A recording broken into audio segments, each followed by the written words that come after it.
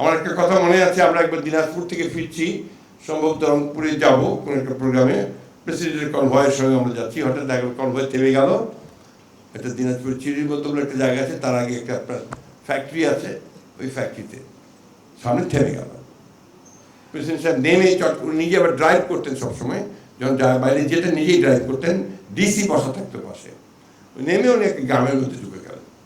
তো সবাইকে ঝপঝপ করে নেমে পড়ে যে জায়গায়, গ্রামের মধ্যে নেমে উনি একটা ছোট ভাঙা বাড়ি একটা সেখানে গিয়ে ঢুকলেন। ঢুকে উনি দেখলেন যে বাসায় কেউ নেই।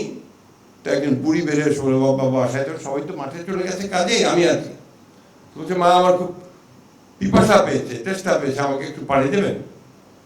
তো বলছে, বাবা আপনাকে পানি দেবো কোথেকে, কি দেয় হচ্ছে, ভেতরে ঢুকে কোনো রকম গ্লাস জোগাড় করে এক গ্লাস পানি নিয়ে এসছে।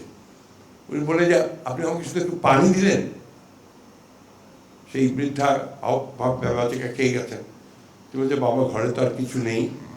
বলে, আপনি যে সব পেঁপে গাছ লাগাতেন, তাহলে আমাকে একটা পেঁপে দিতে পারতেন।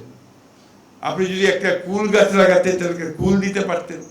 পেয়ারা গাছ লাগাতেন, তাহলে পেয়ারা দিতে পারতেন। এই যে নেমে গিয়ে এই যে কথাগুলো, এগুলো কিন্তু সমস্ত জাতিকে উদ্বুদ্ধ করে, অনুপ্রাণিত করে।